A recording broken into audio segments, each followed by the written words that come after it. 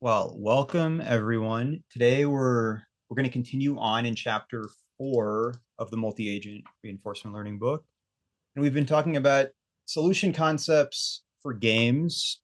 And in this case, when we talk about a game, we mean um well, here, I'll show it in my notes, but something where um there are a combination of different actions that multiple parties can take, at least two, but then depending on the selection of each agent, we can represent the rewards that each party gets after the actions have been selected. So we had previously gone over the minimax case, which is a nice solution concept, but it only applies to zero-sum games with two agents. And we had solved this exact form of the problem um, with a game that just has two actions. So the entire game can be represented by just these four values, and these four values represent the reward that um, the first player would get with each of the four possible combinations of action selection.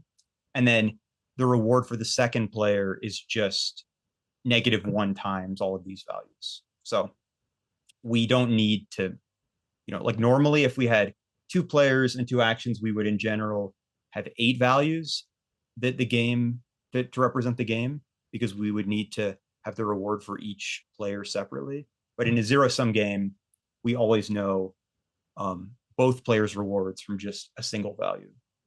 So for these type of games, we can come up with a unique solution, and this is what I went through last time, but this was an example for a game where we had a unique solution where each player just chooses their action, chooses randomly between the two actions, which is why this value of 0.5 represents like a probability with 0.5 of selecting action 1, which means you have the same probability of selecting action 2.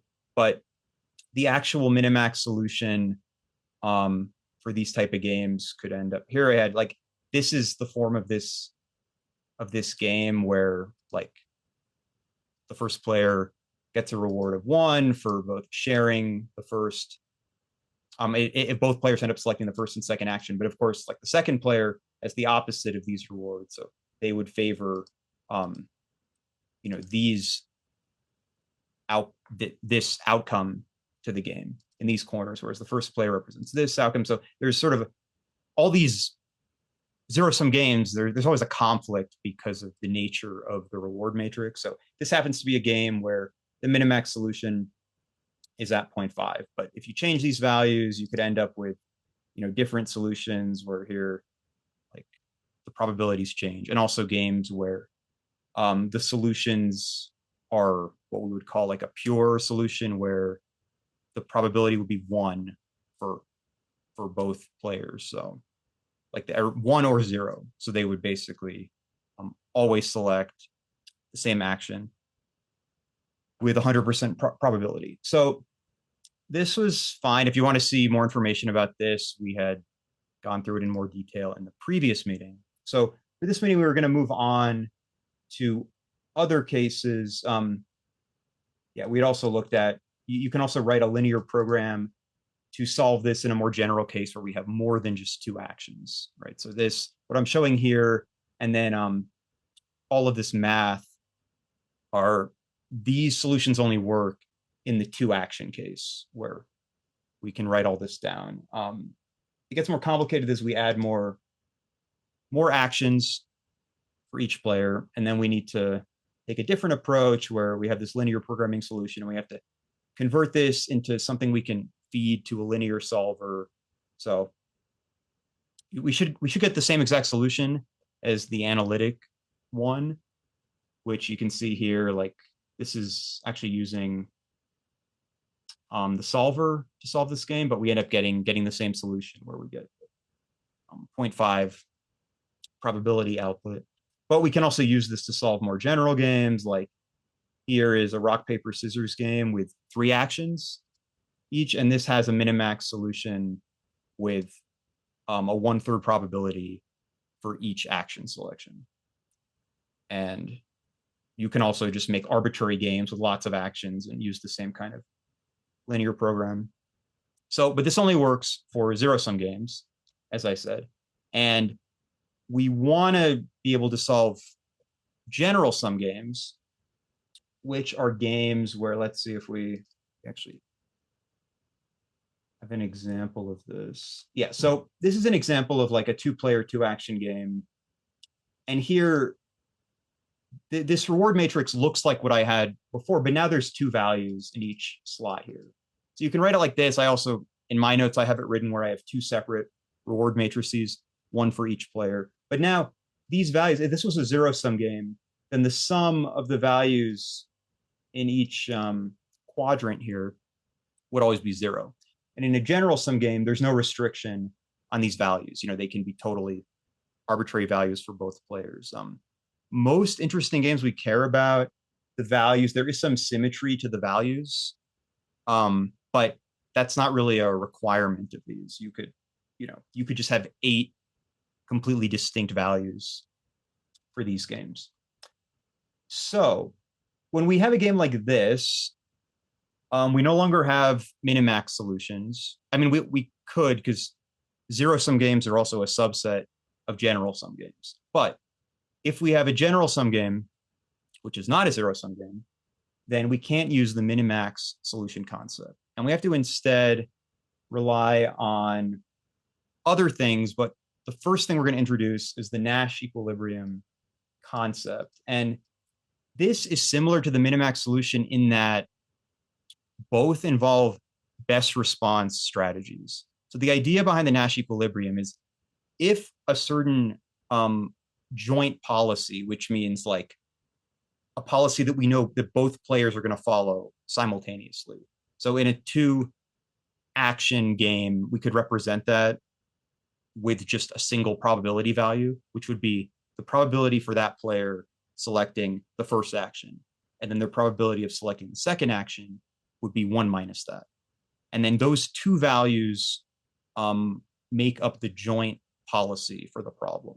So then both players will then select actions according to those probabilities, and then the game will play out where both players will select an action, and then there will be some reward outcome. And the idea behind the Nash equilibrium is that whatever that joint policy is, that neither player can improve their expected reward by changing their policy, assuming that the other player policy is constant. So it means that both players are sort of stuck if they both have the knowledge of we're assuming that both can actually calculate this equilibrium. If both players can calculate this, the logic behind it is that this is the joint policy that both players would follow, because they would both realize that it would only hurt you to deviate from this policy. So this is the definition of it. This notation just means that this pi prime for I, this means like the ith player considering any alternative policy, pi prime. And this is the expected reward function for the game you're playing, that if you keep all the other policies fixed, this is the pi minus I, this is like all of the other players are following the equilibrium strategy, and you're considering all the alternatives to the equilibrium, and it only results in equal or worse values for you. So the point is there's no point in deviating from the equilibrium. So does that make sense as a concept to everyone? That sort of everyone is stuck in that they are already acting with the best response they could make to everyone else, but that's also happening simultaneously across all of the players. And this can also apply to, arbitrary numbers of actions and also arbitrary numbers of agents or players.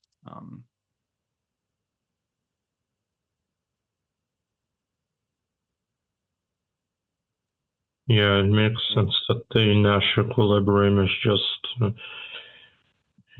when the policy is such that every single actor in that policy can't make any improvement of their policy. Mm. And this also, we're only considering joint policies which are independent policies. So like any sort of joint policy would end up being a product of the appropriate probabilities for the individual agents. Yeah. So we're not assuming like the only coordination the agents can have is just through calculating this and selecting an action. But this doesn't involve any sort of policy where you can guarantee anything about your opponent's probabilities from your own probability. So that's the definition. And of course, this doesn't tell you how to find such an equilibrium.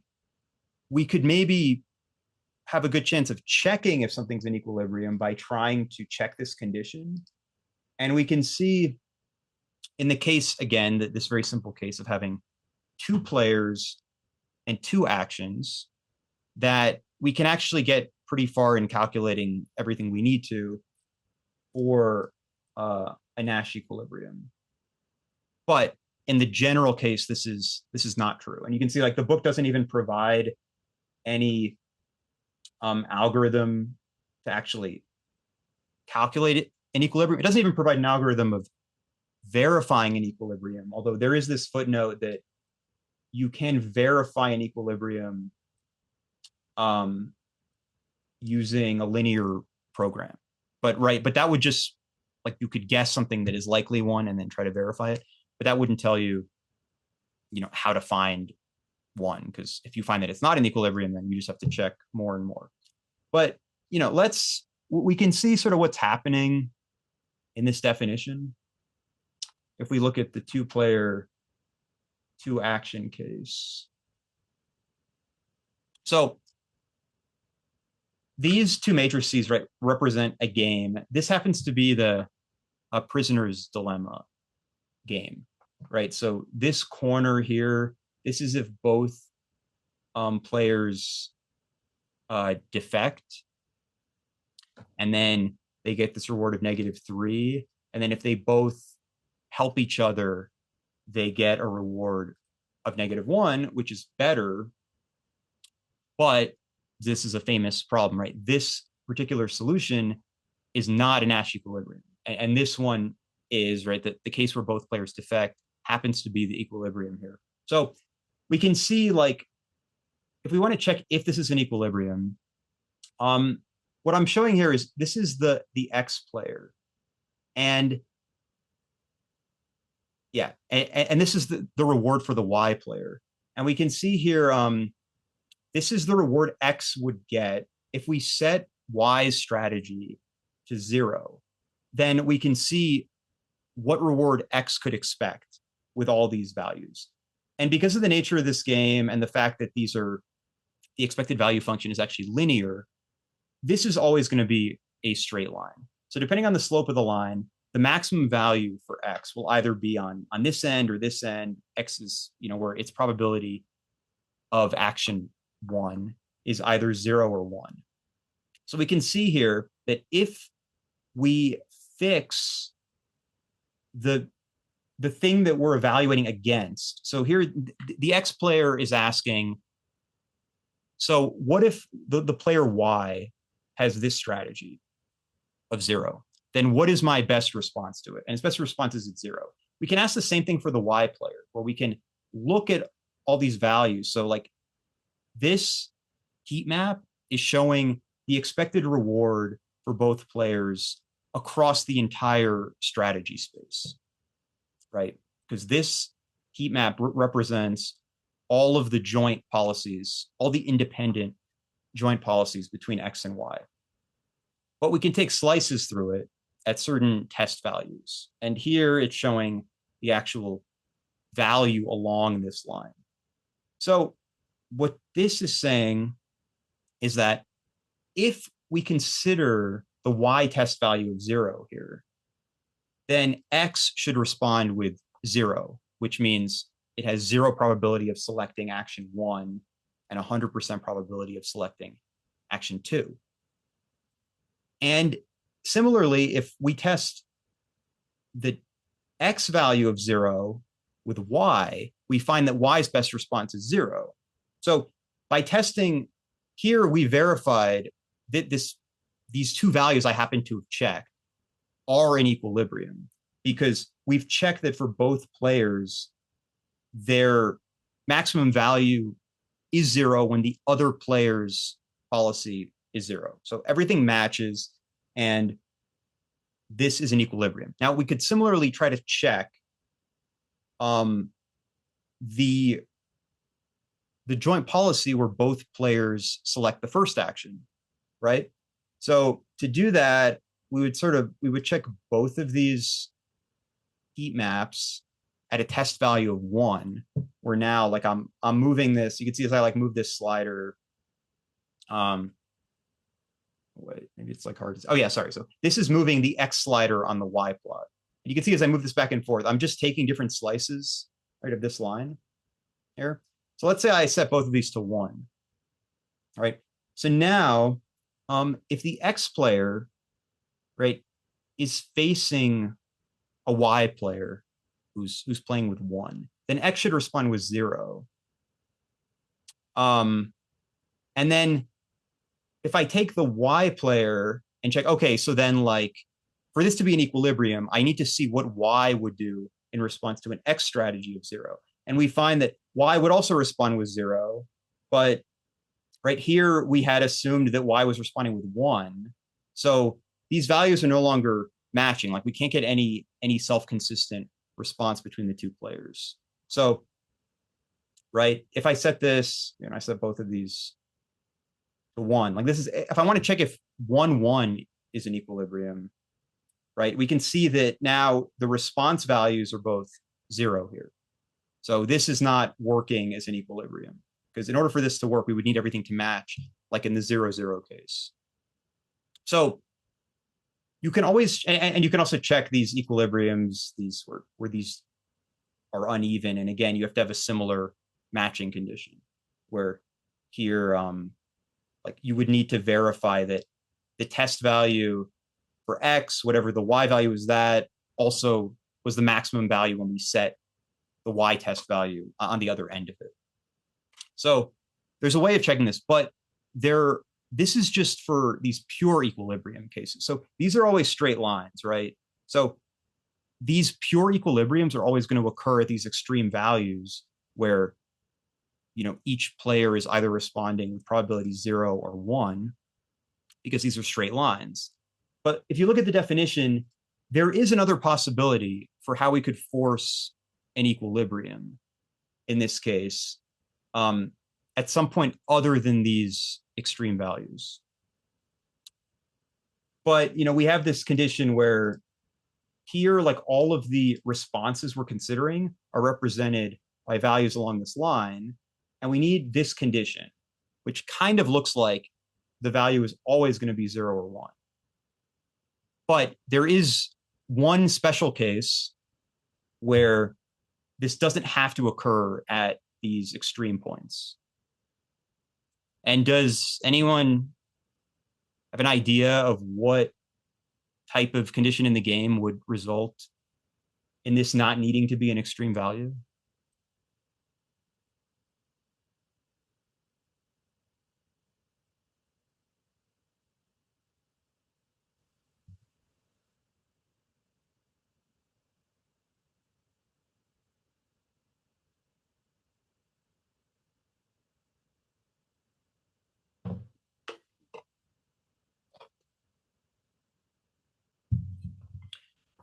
So here, to look at this, I'm going to change. So this is the Prisoner's Dilemma game. I'm going to change the values of this game to one of the other examples that occurs a little later on. So this is another game. So I'm just going to update these values to match 0, 7, 2, 6. This will be 0, 2, 7, 6. Okay, so when I update this, these heat maps will change.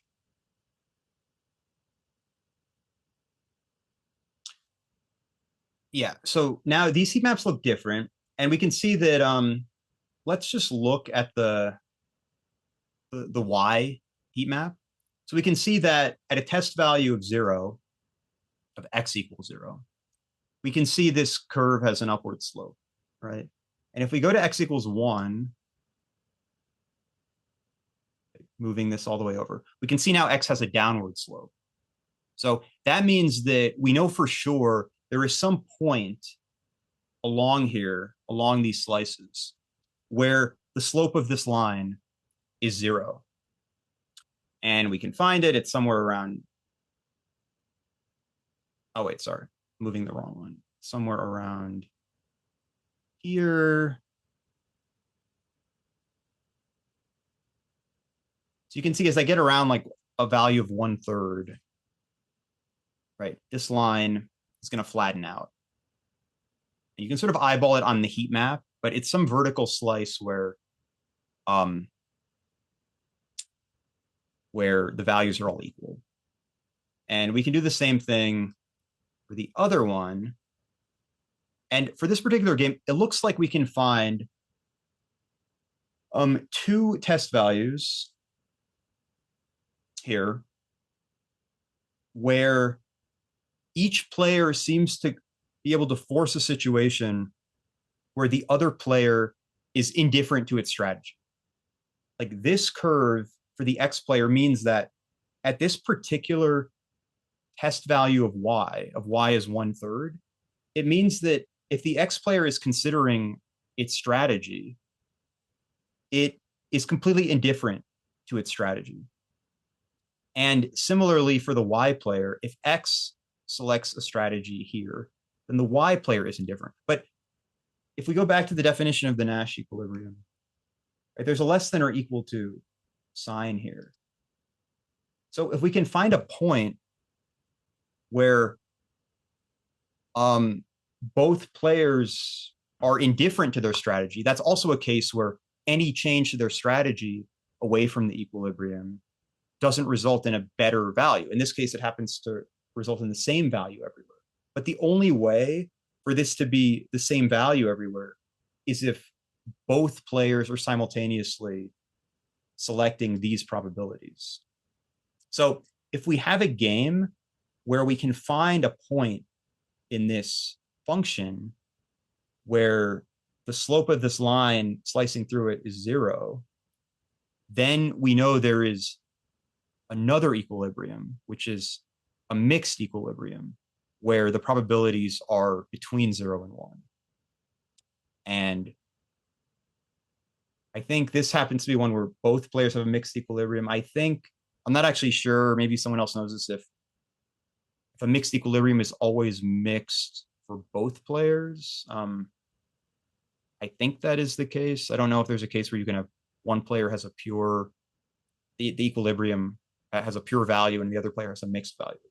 So by looking at these pictures, we can get some idea of how we would check for all of the possible equilibriums in a 2x2 game like this, where the game is just defined by these 8 values. So first, we already know we can check all the pure equilibria. In this case, there are 4 pure ones that we would have to check, right? There's 0, 0, 0, 1, 1, 0, 1, 1. Those are all the combinations of pure probabilities. And then we have to check for the existence of a mixed equilibrium, which would be a point where the slope of these lines are 0 for both players at some point. So does that make sense to people, the difference between the pure equilibrium case and the mixed case?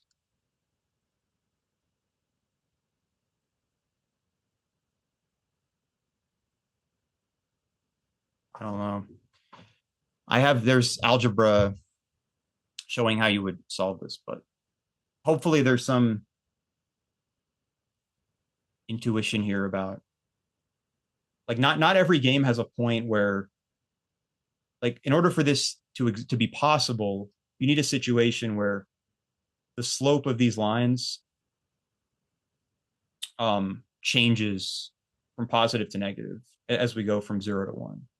right? So I already showed that for the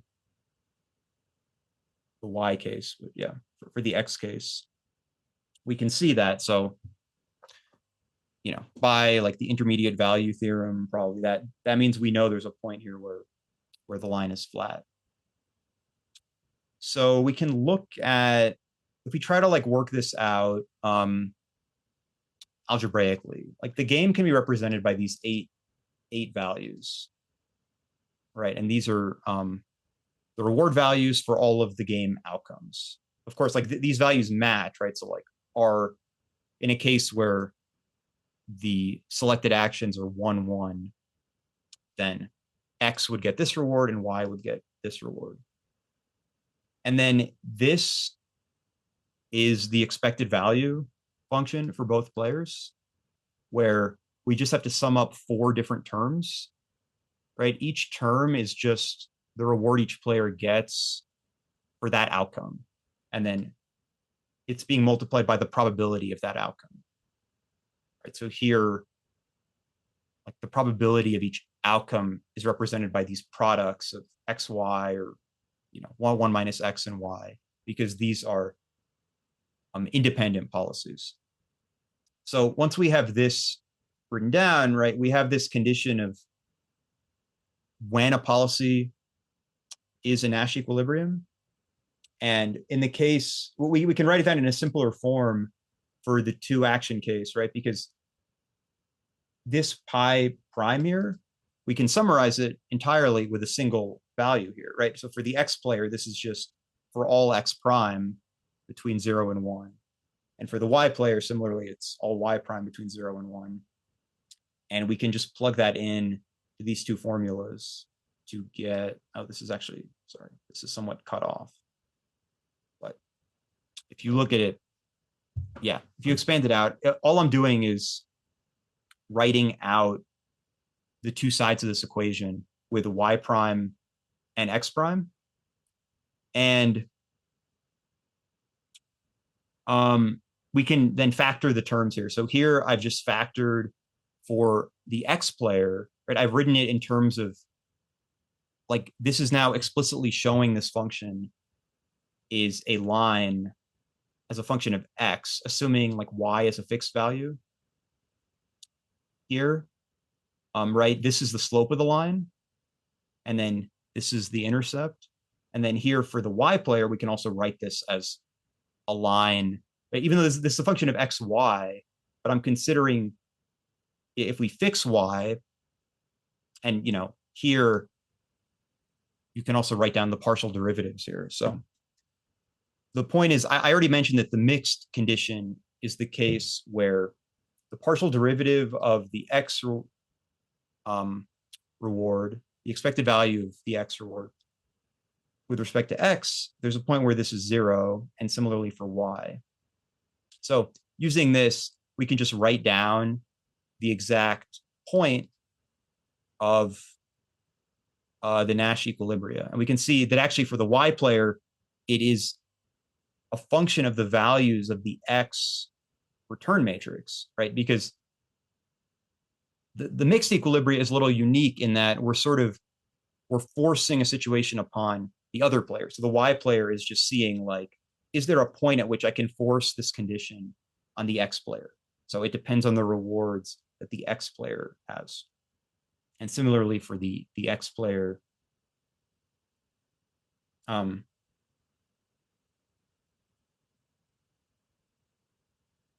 yeah.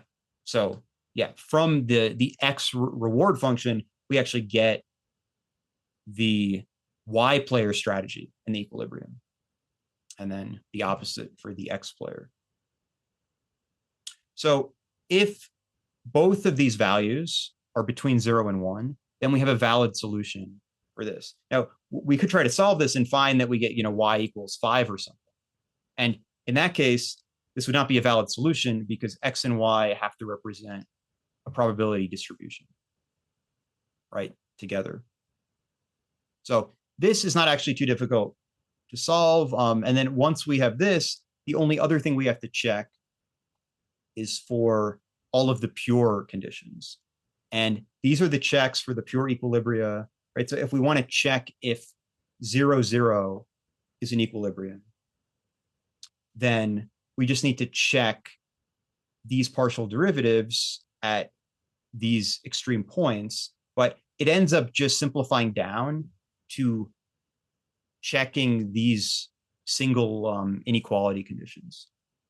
And what we're checking here, if you look back at the reward matrix, we're just sort of looking at all the points that are connected to each other, right? So here, like for 1, 1 to be an equilibrium, we have to verify that the reward that X gets here can't be improved by moving here.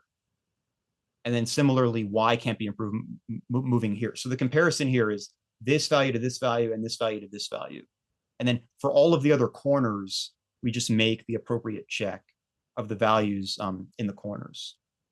So right here, this is right checking that because the X player's action is represented by the first index, you're always going to see the index change from 1 to 2, or from 2 to 1. I mean, depending on which side of the inequality you are looking at. And for the Y player, it's the second index that's going to change. Right. So for each equilibrium, we have to check 2 inequalities. So there's 8 total checks. Do all of this and then these 2 calculations and verifying that the values are between 0 and 1. And here I have just a little function that can check this. So you could do all of these checks because some of these are redundant. Like you can see how this check here for 1, 2, and 2, 2 is repeated here. So you can save a little bit of time if you do these in order. I have a little flow chart here. It's sort of like pseudocode of showing like how you can go through this and check and avoid some of the checks. Like if you get through here, then this is a situation where there's only one pure equilibrium at 0, 0. And you can see that we only had to do 3 of the 4 checks. Okay, sorry. By check, I'm actually referring to both of these inequality conditions. Right. So we can sort of, in most cases, we can avoid checking one of them if we go through in this order. And then you can also see in this flowchart, like in this branch, there's a unique one. This is unique. And in this branch, we could potentially have 2, right? So in any situation where we could have 2 pure equilibrium, we actually have to make all of the checks. We can't save any time because we have to then, we can't eliminate 3 of the 4 equilibria. We have to then check. And this also shows you that when there's 2 equilibria, 2 pure ones, it could be a solution. It's either going to be 1, 1 or 0, 0 together, or it's going to be 0, 1 and 1, 0 together, right? It's never going to be like 1, 1 and 0, 1 are both simultaneously equilibria. And that's just from the structure of these 2x2 problems.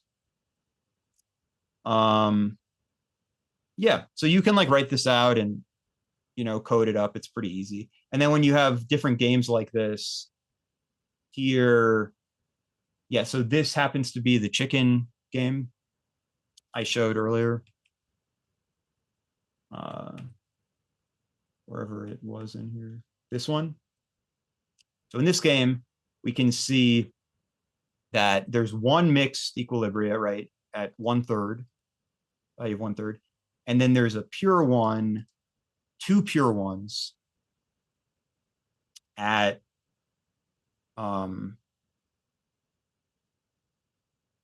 yeah, this means that there's like, I've organized this so it's in row column form. So this means that X is equal to 0 and Y equals 1. If you think about these as like index, so this is like the 0th row and the first row, the 0th column, the first column. So there's just a 1 if that point is in equilibrium.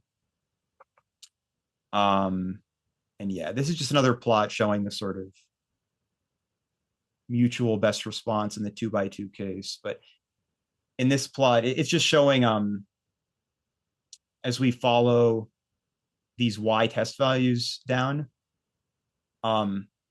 this is like the best that the X player can do under all these conditions. And there's this crossover point here where now the X player went from preferring a value of 0 to a value of 1.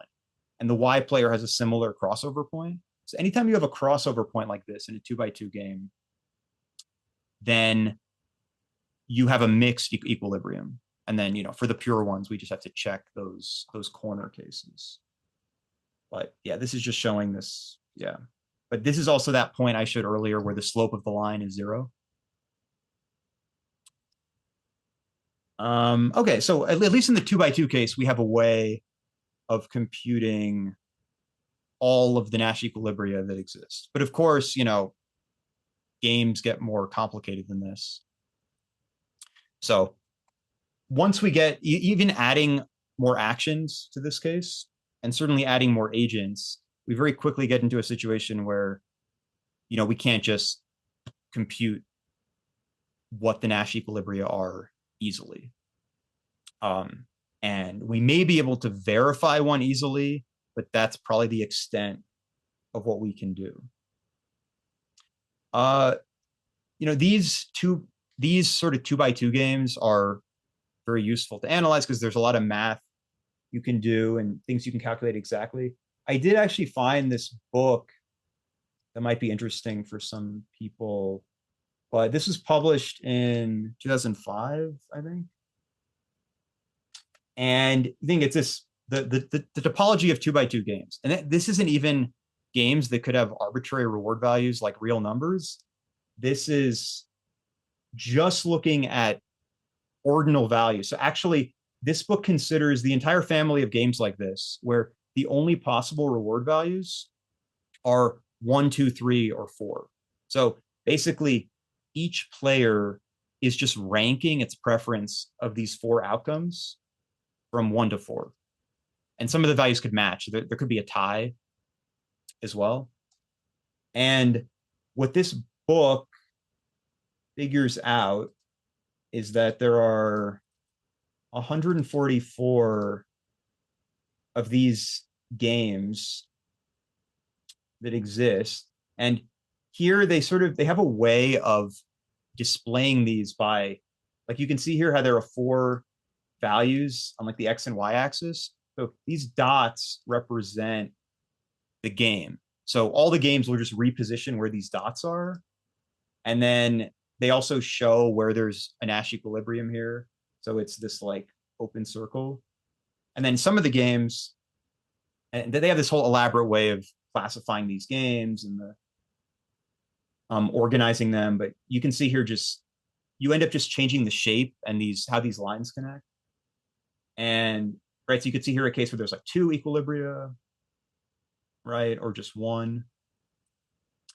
And yeah, this is like showing just the position of the point. So there's lots of ways of displaying this type of game, but even this super simple case of like, this is basically the most trivial game that you could come up with.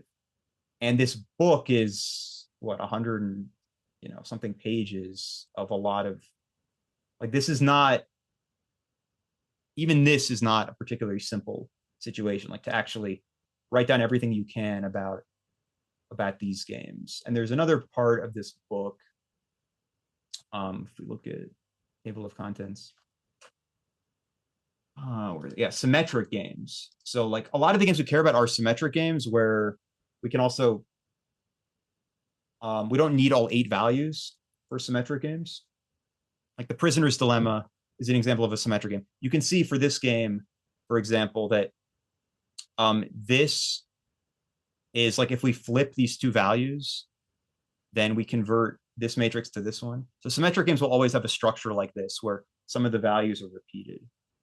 And here there's 12 symmetric games that are like distinct from each other.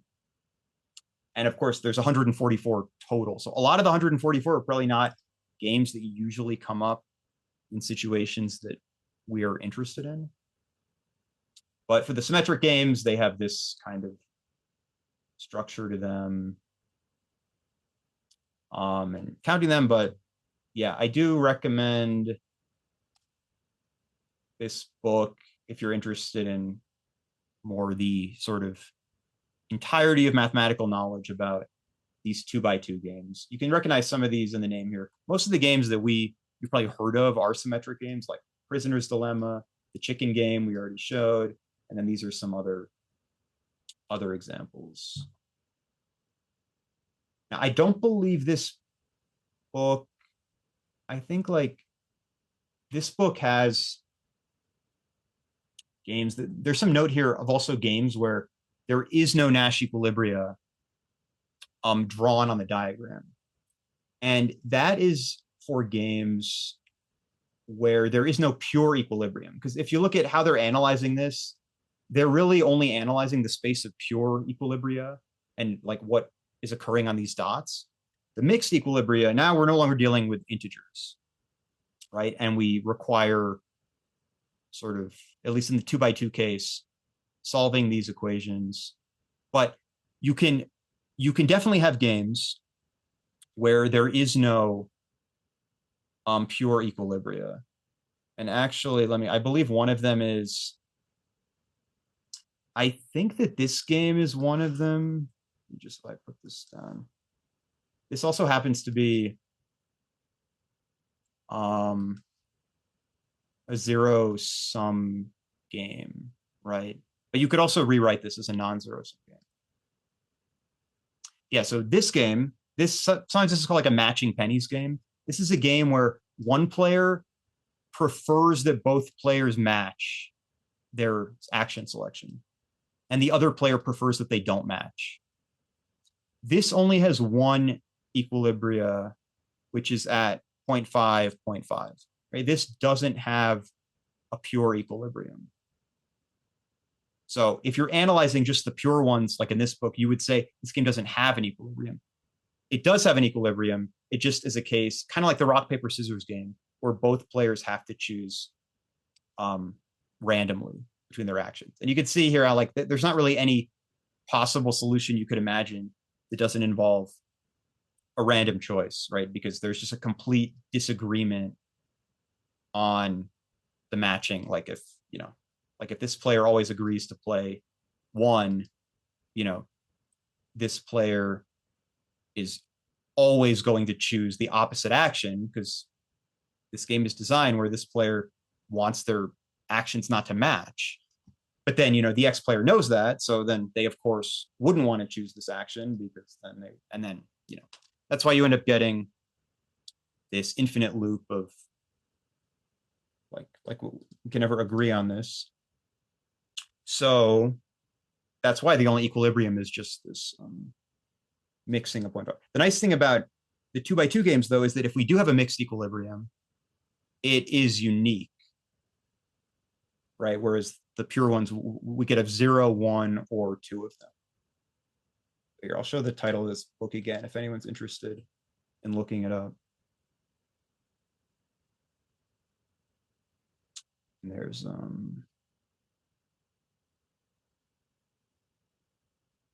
yeah, actually for the symmetric games, there's this diagram where they say like the space of symmetric games is a flying octahedron, I guess. This mathematical shape includes all of the information about symmetric 2x2 games.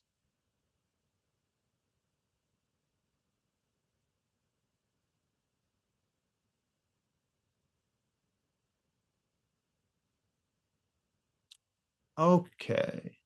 I guess another interesting point, if we go back here.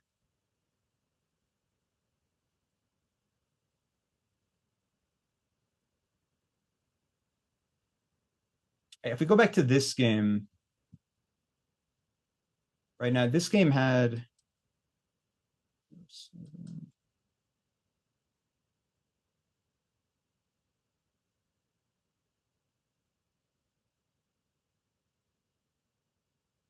right, this is the chicken game. So, right. So this game has this mixed equilibrium, and then it has the two pure equilibrium where the players can either their actions don't match, but they can. There's two ways in which the actions could not match, right? Like the first player could pick action one, and the second player could pick action two, or vice versa. So, right, this game has three Nash equilibria, and there was this argument here that in an equilibrium, right, every player is like responding optimally to every other player. However, if we have more than one equilibrium, then the question becomes, well, then what equilibrium is actually going to be followed, if any? Like, usually when you look at these problems, you're assuming that both players are able to calculate this stuff and make assumptions about logical behavior from their opponent. And assuming that logical response, you end up sort of locking people in to a certain strategy. But if we have more than one equilibria and our players are not collaborating at all, then how useful is this concept? Like, how, if the players don't talk ahead of time, like even if they did talk ahead of time and said, okay, well, I'm going to follow this, like there's nothing in the Nash equilibrium concept about agreeing on one of them. All you could say is that if they have somehow agreed on one, they have no interest in deviating from that. But in this problem, the mixed equilibrium, is sort of ends up producing a fair outcome where both players get the same reward. But both of these pure outcomes, like this one, we have a situation where the rewards are very unequal. Like one is getting a reward of 7 and the other is getting a reward of 2, and vice versa. So clearly one player would be very unhappy in this equilibrium, but would also have no incentive to change, because if the X player decides to change, right, and they're here, they would be going from 2 to 0. And similarly for the Y player. But both players could also say, well, why bother even messing with this pure equilibrium? I'd rather do the mixed one. But it's only an equilibrium if they both follow it. So it's like philosophically, when you have more than one, do you like, you don't really know anything about the problem, because you can't follow any logical reasoning steps and figure out what both players will end up doing. So if both players interact repeatedly and the game, and they can observe behavior, then you have all kinds of other things that can happen. But we're not considering that situation, right? This concept and the paper that Nash wrote originally, it wasn't about anything being repeated. It was just about analyzing the game as a single instance. But this is just a definition. It doesn't necessarily mean anything that is relevant to the problem at hand. So I don't know if anyone else has done a lot of or other work in game theory, but it is like an interesting question of what, like, it seems like the entire concept here is not useful if you have more than one equilibrium, because you have no idea which one to follow if you're like you and your opposing player. So I don't know. That was just another thought I had, but I don't know if anyone else has a thought about that or any other questions about the Nash equilibrium. Let me know, and then we can move on to some of the other sections in this chapter.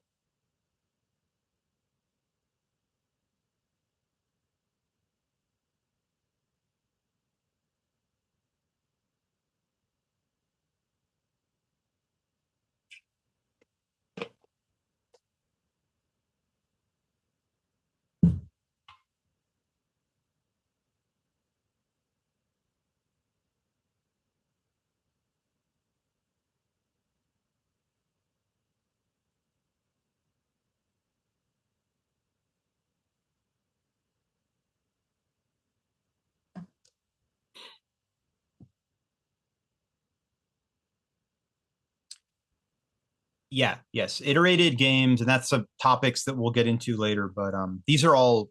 This whole situation is assuming non-repeated games. So when we repeat a game, then our policy can actually depend upon the action history of the other player, and then you end up getting different results and different equilibrium solutions or things, and that will be a very rich topic of that will come up in the remainder of the book.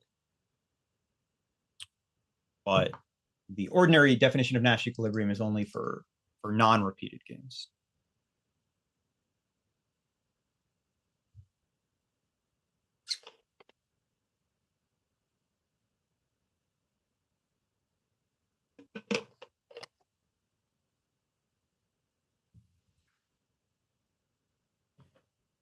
Okay. So there's just this short section here on the epsilon Nash equilibrium. This is just the same, except that we are allowing an equilibrium in the case where a player could improve by deviating from the equilibrium, but they can only improve by an amount epsilon or less. And so this relaxes the condition a bit. But then very quickly, there's this example where we can show that, if our value of epsilon is wrong, like in this case, the reward values are very high here. And we can see that just setting the value of epsilon to 1, creates a new equilibrium, which is not at all relevant for the problem of the actual Nash equilibrium. So this, like, we're in these 2x2 games, right? We're only considering the difference between this and either, this for one of the players or this for the other player, these just adjacent points in the policy space. So if the epsilon creates a situation where now just that adjacent jump is within the epsilon range, you could create a new equilibrium, which, is extremely undesirable compared to the original equilibrium in the problem, right? Where like this outcome is clearly, much more preferable to this, but just this slight improvement from 1 to 2, obviously going from 100 to 2 is a huge drop. So, I'm not sure exactly how useful this is more useful in calculating things, setting limits in the future. But of course, you do have to know this value of epsilon has to have some relationship to the actual values in the reward matrix. Otherwise, you could end up, creating an equilibrium that really should not be there. Now, the next section is dealing with correlated equilibrium. Now, the Nash equilibrium is only considering joint policies that are independent. So if you go back to where this calculation, see how here I wrote down the expected value for X, and there's 4 terms here. And these are the 4 probability values. But these are the types of probabilities you can get with 2 independent policies, right? We can write it that there's 4 distinct values for the 4 outcomes, but those 4 values can be written in terms of just 2 values, X and Y. If we consider correlated equilibria, like here, we're instead imagining that there's some sort of central controlling figure. And that figure can create a joint policy, which has 4 distinct values, which here, imagine instead of X, Y, this was like P1, P2, P3, P4, where there's 4 different probabilities that correspond to these 4 different outcomes. And of course, this is a subset of that, right? These values, but we could also choose a policy that couldn't be represented, like with these 2 values. So, right, like the 4 values could be anything as long as they form a probability distribution. And we can come up with the same sort of equilibrium condition, which is just like the Nash equilibrium, except Now we're considering deviations from the correlated policy. So if we have a correlated equilibrium, it just means that we have found a correlated policy for which no individual agent can deviate from that, assuming that the other agents are all following the correlated policy, without hurting themselves. Now it's a little, I mean, this whole thing it becomes a little difficult to read. And when you look at the linear, it turns out you can actually solve for these with a linear program, which here, I mean, these two parts of it are very straightforward. This just means that all of the probabilities that all of these XAs, right? Like in this case, the XAs, there would be 4 of them, right? 1 for each of the outcomes. And it would correspond to each of these reward values here. And this means that, you know, they're all positive and they sum to 1. So they form a joint probability distribution across the 4 or all of the different joint actions. There's a note here about how many constraints this is. This equation is actually a little simpler than this one. There's n times k constraints where k is the number of actions and n is the number of agents, because this is basically the number of joint policy outcomes that can exist. If you look at all the different combinations of action selections across all the agents and actions. Now, you can certainly write this down. And I guess with this, the advantage of this is that with a linear program, unlike with the Nash equilibrium, we can't solve it with a linear program. In this case, we can. Although this linear program is a little deceptive because this is not just calculating all of the correlated equilibria. If you look back at this definition, we have this condition, right? Like, so this condition means that there can be no deviation from the correlated policy that is advantageous to any of the agents. And that's it. Now, if we go down to the linear program, we can see that now, in order to write this as linear program, we need an objective function. And here the objective function appears to be the sum of the expected rewards across all of the agents. And this will be introduced a little later, but this is what is referred to as a social welfare condition, where we're basically trying to find something which is a correlated equilibrium, which has the maximum social welfare. So it narrows down the space a lot, but this is jumping ahead a little bit because this objective function is a way to limit the space of equilibrium functions. So like in the Nash equilibrium example, we saw there was a problem where you could have like 3 equilibria, and we maybe want some way of cutting down that space. In the correlated case, we could have potentially an infinite number of correlated equilibria. Right? These probabilities can be continuous values, and then so we have some space of probabilities where it's a correlated equilibria. But then we want to narrow that space down by using this welfare condition. And actually, I think I didn't have enough time quite writing down all the math for the 2x2 case. I was trying to get at least following, not the linear program, but just following the definition, get the conditions on these constants. So you have all these inequality conditions on a correlated equilibria, and you can find equality points, but actually seeing exactly what region of space is the space of correlated equilibria it's just very tedious because you have to do a bunch of checks. Like here, I started writing down a case 1 where all these constants were positive values, which is not generally true. And then if they're all positive, you can start getting some other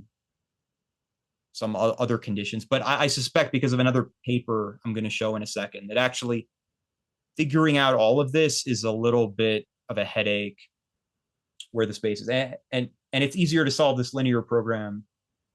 Of course, if we solve the linear program, we're not really solving for all of these equilibria. We're solving it, narrowing it down with only this welfare optimality condition.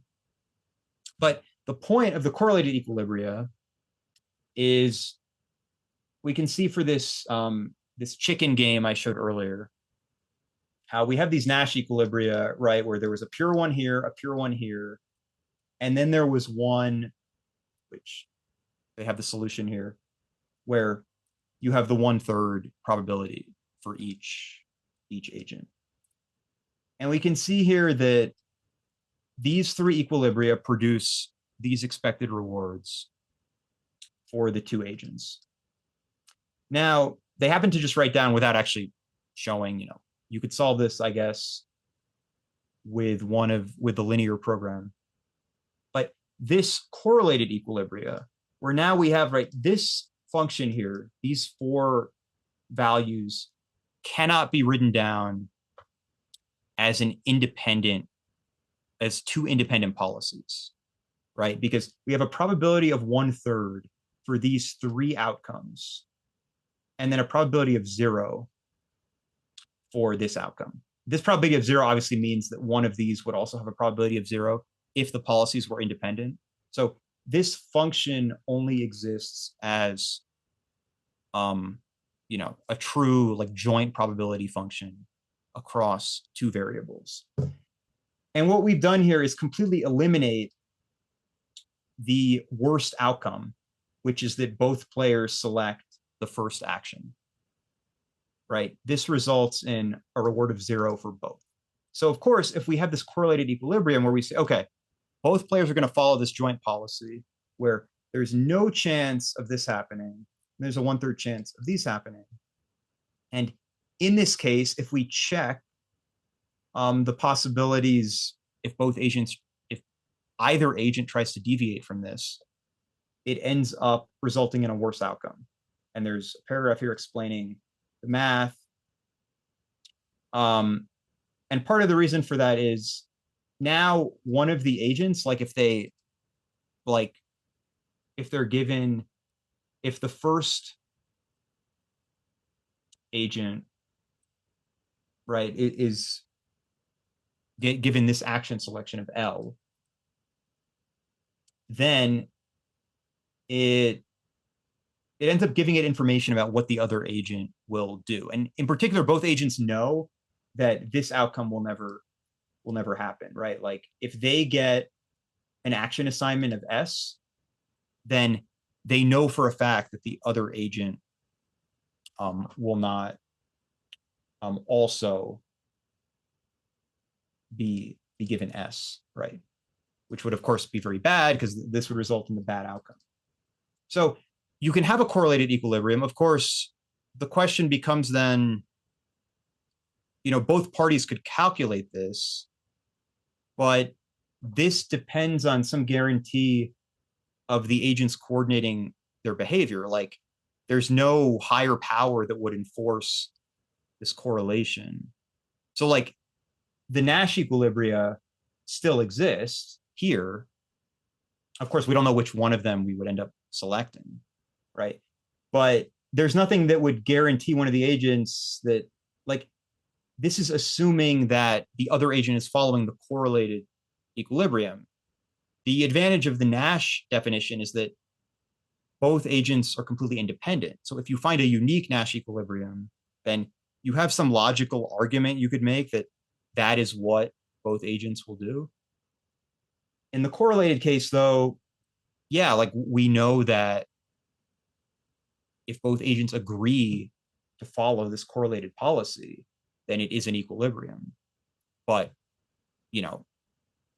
this might be relevant in a case where we actually know that the agents are being controlled by something else. Like if there was some central figure trying to ensure, social welfare among multiple agents, then we could use this condition. But in that case, if the central agent is controlling everything, then we also don't really care about this, like this mutual best response condition, right? Because we don't need this to guarantee anything, because we've already said that the central agent is is controlling everyone somehow. So this concept is like a little bit limited. Of course, like it does have a meaning and we can calculate something with it, but it's unclear how useful this is.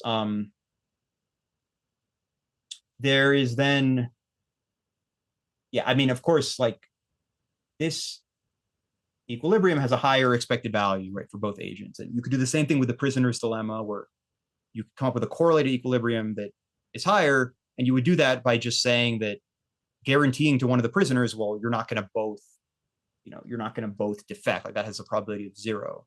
So of course that would fix the problem, but the whole point of the prisoner's dilemma is that the agents don't have any guarantee about the other's behavior. So, there are a litany of problems with equilibrium solutions. The non-uniqueness I already brought up in the Nash case. And then suboptimality is, of course, we have Nash equilibria that result in bad outcomes, but that is bad if you want to maximize like welfare of multiple parties. But it depends on what our goal is. But, this is not necessarily a limitation. But if we are trying to maximize welfare, yes, we know that if agents end up following Nash equilibria, they could end up having bad outcomes for both of them at the same time. So there is yet another condition. This is not an equilibrium condition, but something else, of Pareto optimality. And this is another case where we have, some centralizing figure, which is looking at all of the possible policies that could be followed. And looking at the whole space of joint policies and saying, a policy is Pareto optimal if you can't improve the outcome for any one player without taking something away from the others. So it's at some boundary point where, like let's say we had a policy and we could make a change that just improved the outcome for one player and didn't hurt the outcome for the other player. Then that alternative policy, Pareto dominates the first one. And if we keep checking everything, we can at some point find, this is an example of the chicken game again, where these policies, this isn't actually showing the policies, this is showing the expected reward for each policy, scanning over a spectrum of policies. And these are all Pareto optimal, and you can sort of see things that are Pareto optimal are on this outer boundary of this policy space where we plot it in terms of the expected reward for both agents. Because, if we look at any alternative to this one, at least inside of this boundary, anything that improves the reward of one agent, like over here, is going to have a strictly lower reward for the first agent. Now, again, there's no note here on how to actually calculate this. I did find, again, a paper on bimatrix games. Again, this is like the 2x2 case again. So apparently, according to the authors of this paper, it is easy. You can judge for yourself how easy it is by looking at the math in this paper, but they end up writing down some equations for similar to what I did for these 2x2 games. And you get all these constants you have to evaluate. And then depending on the game, you have these different possible surfaces that you can get for the Pareto boundary. So like in the book, they've shown this particular shape of the boundary here plotted in terms of expected reward for both agents. This, I believe, is the same style plot here. And if we look at these games, if you compare it to the book I showed earlier, we can sort of plot the game itself, like these 4 dots, like in this book with this topology. We can represent these games by like this type of plot with these 4 dots, right? And the position of these dots controls like how we can classify the game. And depending on all these different classifications, it also affects what type of Pareto boundary we'll have. So fine, there is a way of doing this, at least for this 2x2 case. This is all the algebra, but you have, the reason why this is so messy is, okay, here's an example they do, and they get this Pareto boundary, but these are all piecewise functions, right? In the book, they've shown a simple case where we have these two different curves here. But in general, we can have up to maybe four pieces of this boundary. And, you know, this is just another criteria of what is desirable in a policy. But again, this concept is only useful if we have some centralizing figure that is controlling the behavior of all the agents, and it can find, you know, policies on this boundary that meet this criteria. We could say they are Pareto optimal, but of course there's a whole bunch of them here. We can see up and down, and we have the non-uniqueness problem again. So then there is this really is the only part of the chapter that helps limit the number of solutions, whether they're equilibrium solutions or Pareto optimal solutions. But we would like to have some way of selecting one solution out of many, or, you know, hopefully one. But this concept we already touched on, which is pretty straightforward. Something is welfare optimal if it maximizes the sum of the expected reward for all of the agents. So it just means that if we take, you know, the total welfare or the total reward for all the agents, that is the highest possible value. Of course, this could occur with only one agent getting all the reward. So this concept is really only useful from the perspective of a centralizing, you know, control figure, because they would maybe perhaps want to maximize total welfare, but this has nothing to do with how agents, you know, compete against each other.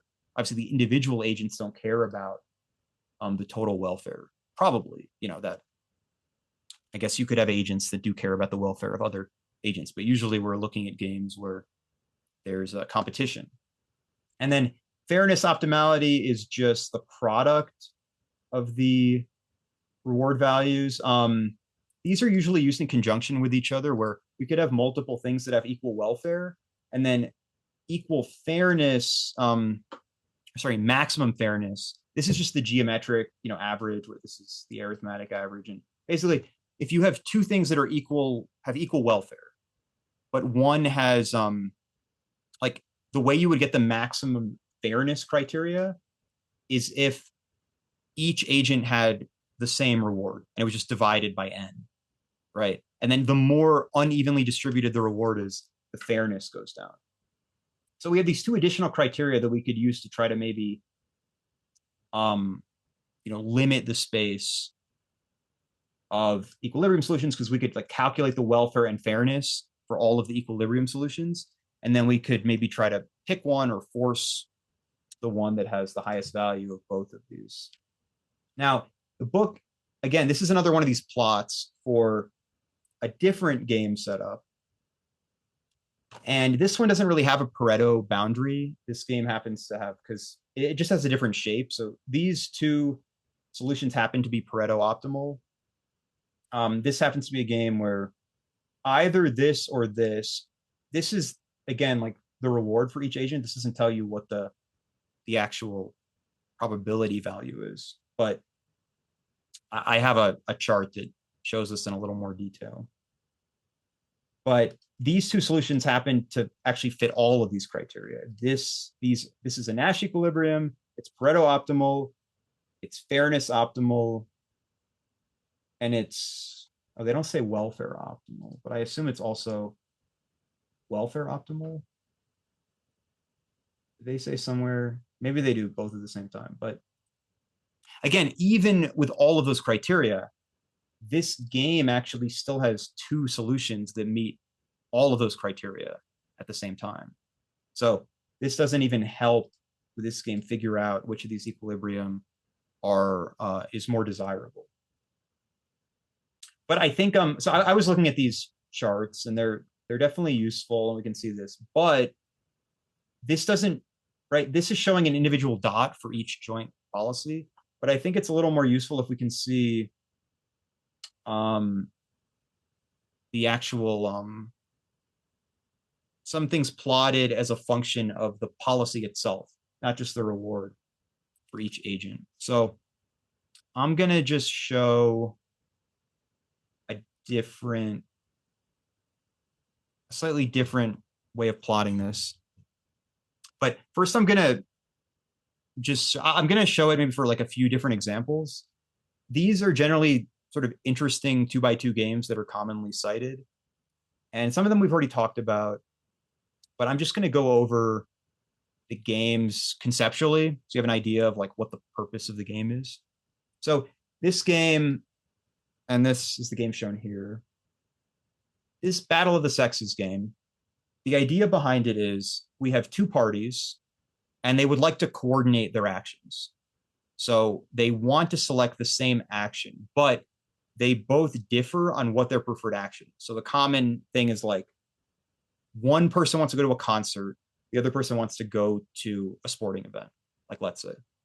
So both parties prefer to go to the same event, but they differ on, which is their preferred event. So here the X player ideally would like to coordinate and go to the event corresponding to the first action. And for the second player, that's fine, it's desirable, but it's a lower value. They would prefer this outcome where both select action 2. Now, the worst outcomes occur when they don't coordinate, right? So, and then there's a slightly higher reward for when they don't coordinate, but they still get their preferred event, right? So these two examples represent a case where they go to different events, but each party goes to the event they prefer. And this is the example where they don't coordinate and they both go to the event they each don't prefer. Okay, so we had this plot here. So I'm just going to show this chart. So let's look at this. So a lot of this will look the same. So this is the plot in the book, right, where we have the reward for one agent and the other. Actually, I'm going to make this wider.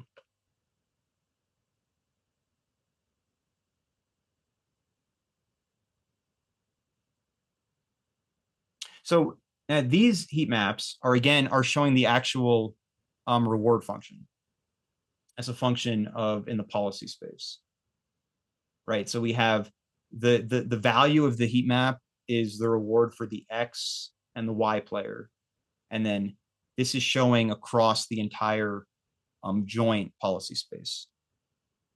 Okay, so we can see here all the equilibria. So this game has a probabilistic Nash equilibrium with, which is this yellow X here.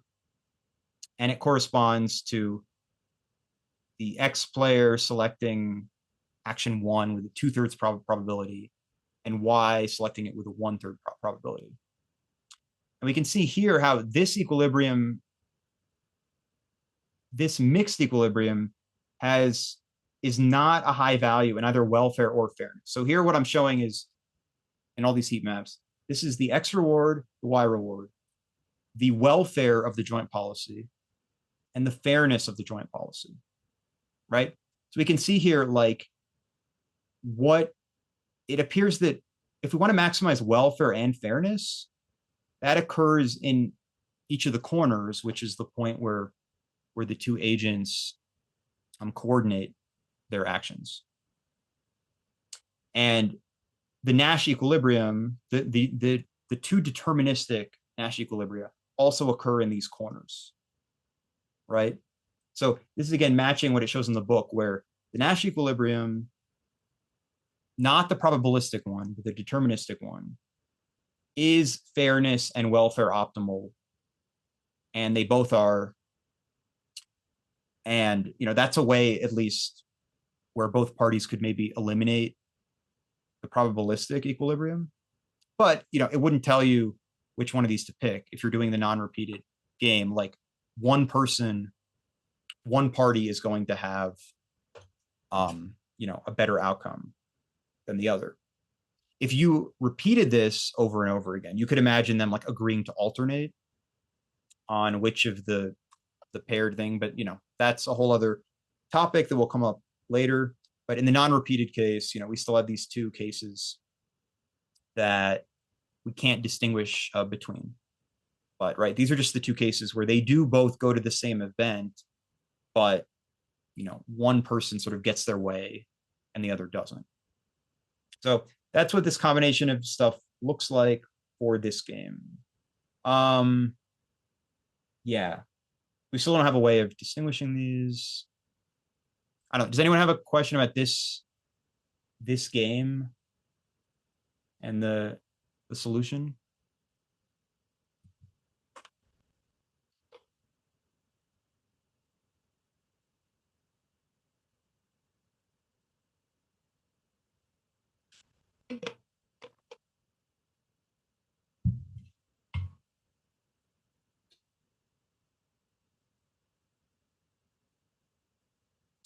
Okay, I'll move on to the next example.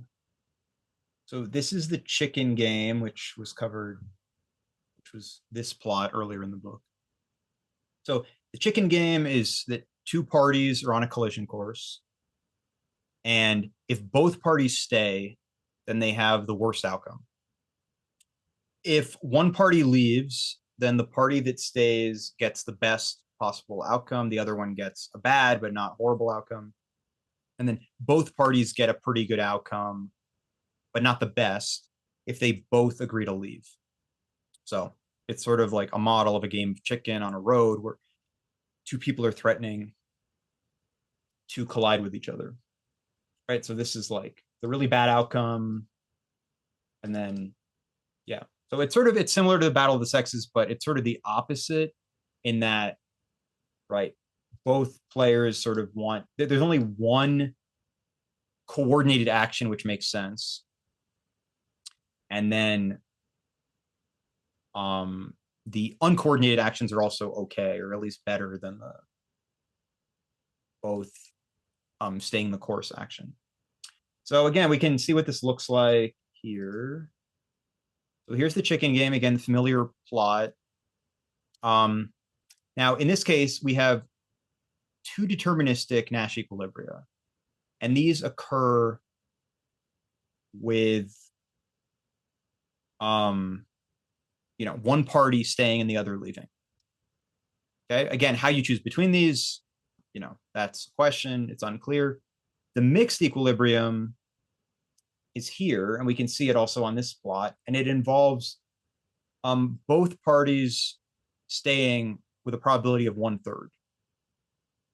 Right? This is a mixed equilibrium. If we look at the welfare and fairness plot and everything, we can actually see that in terms of welfare and fairness, the mixed equilibrium is actually better than either of the pure ones, right? Here are the deterministic ones. So here are the deterministic ones in the corner here. They both have these lower values. At least certainly in fairness. In terms of, let's see, these values here around 8 point. Yes, I believe that this has a higher value. So maybe we could say, if we look at welfare and fairness, maybe it's better, like the mixed equilibrium is better. But in terms of like overall value, like it's not great. It's right here. If we're just looking at the actual joint policy that maximizes welfare and fairness, it's kind of obvious, but right, it's the one where both parties leave, right? Like, because that results in a reward of 6 for both. And this is, we saw here, is Pareto optimal. So this is a case where if we want something that's Pareto optimal, fairness optimal, welfare optimal, it's not actually, any of the Nash equilibria. So a central agent might want to force it upon the two agents, but if they were both competing against each other, this is not something, by the logic of a Nash equilibrium that they would ever agree to. It would only be if they had some guarantee from, the other, like some other party of what the outcome was going to be. So that's the chicken game. There's also, so this is another famous game is this stag hunt game where we have two parties, they're hunting prey, and they have two options in the prey they're hunting. The first option, the stag, is more desirable, but they can only successfully hunt it if they both coordinate. And then the second option, rabbit, is less rewarding, but they can hunt it individually. So if both parties agree to hunt the stag, then they can get a high reward together.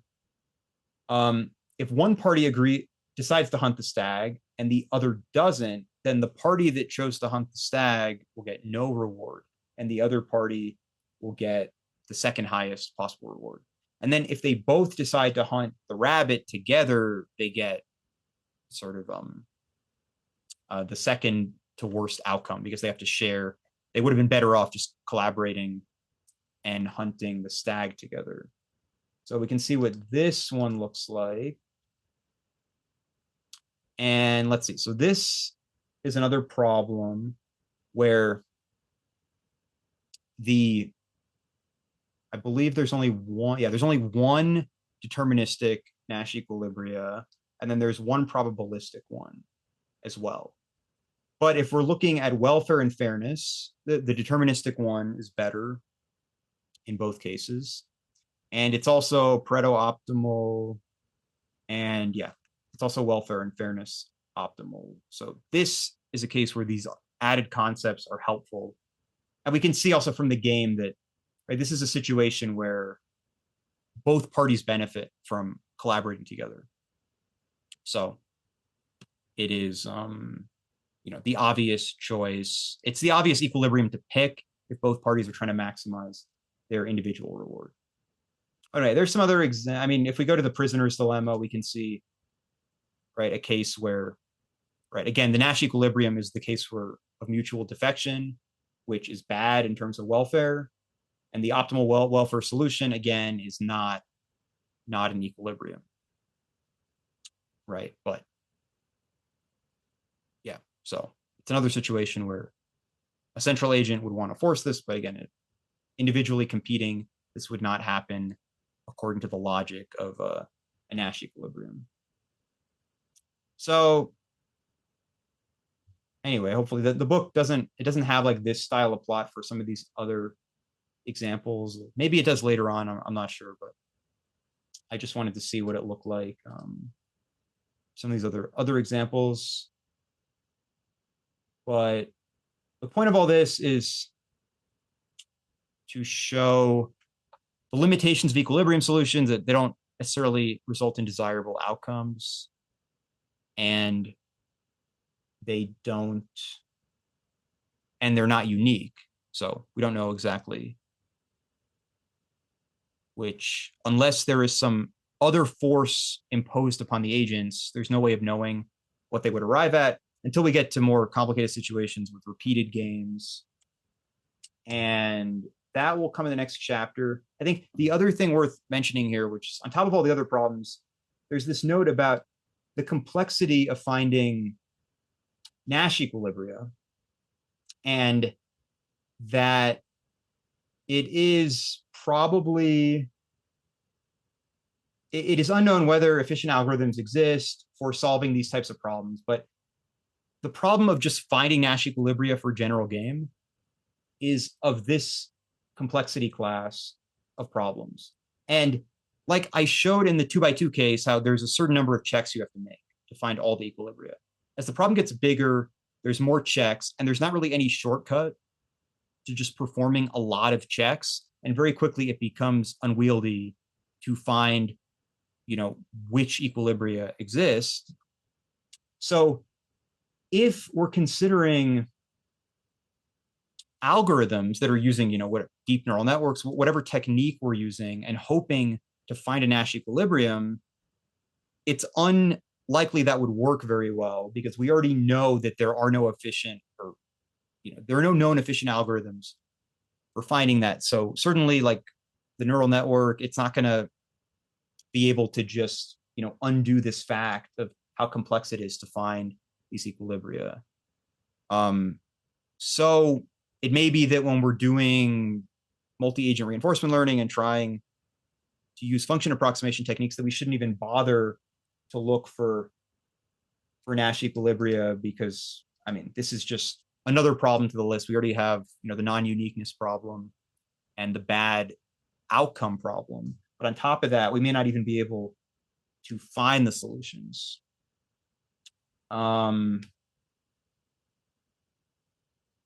Yeah. So there's a bunch of challenges with just analyzing non-repeated games. In the next chapter, we're actually going to start looking at applying reinforcement learning to games and keeping some of these solution concepts in mind. And I believe at the beginning we will start looking for, I guess the first algorithm we're going to look at is some sort of central learning technique. But yeah, hopefully, we'll actually get into some problems where we can start seeing how the algorithms perform in different cases, and we'll start looking at more interesting cases of repeated games and stochastic games where we have different games that the system can transition into. But there's a lot of things in this chapter which are just concepts, examples, but not things that we can actually explicitly solve. So I don't know. The next time we go through this book, I'll probably revisit this and clean up some of the description and maybe have some more concise examples. But I don't know. Hopefully people found it helpful. Some of the visualizations, but I myself was also trying to get a handle on how these games work and what you actually end up calculating with some of these simple 2x2 examples. So are there any questions about chapter 4 total? So this notebook, so I was in the process of writing this notebook just very roughly as notes for this chapter. It's not currently part of a repository that I have shared.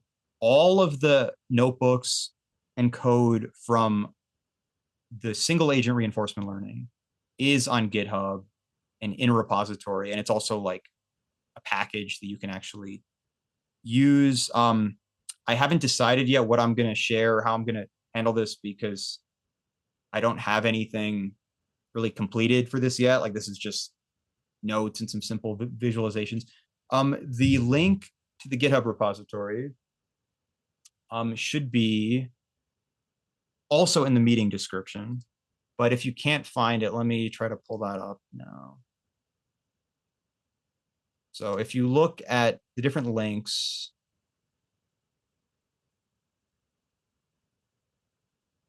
so this should be a link to the single agent reinforcement learning GitHub repository.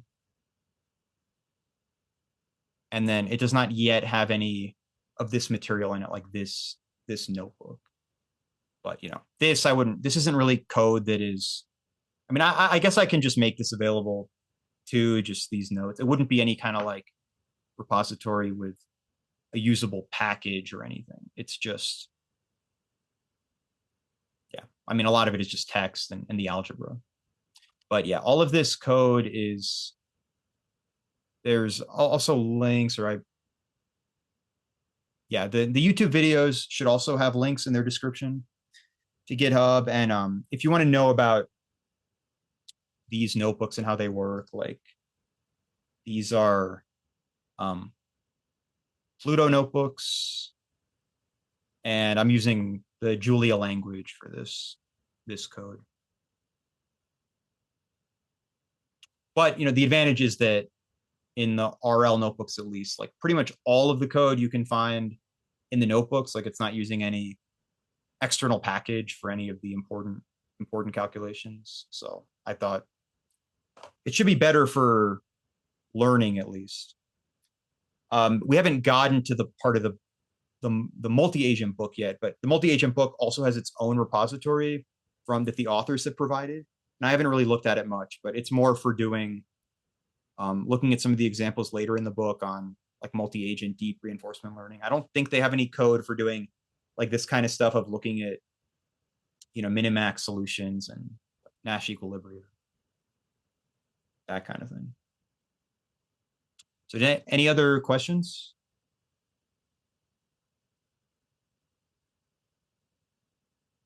Or comments about this part of the book?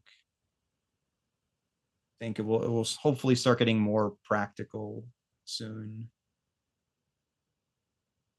But yeah, the game theory stuff is a little bit rough. It is a very large topic, which we can't really go into too much detail here, but hopefully we've covered enough of it that we'll know whatever is important about it for the multi-agent RL.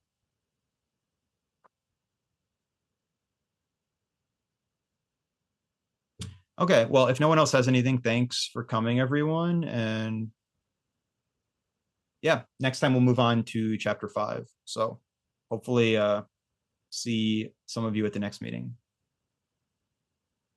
But thank you. Thank you.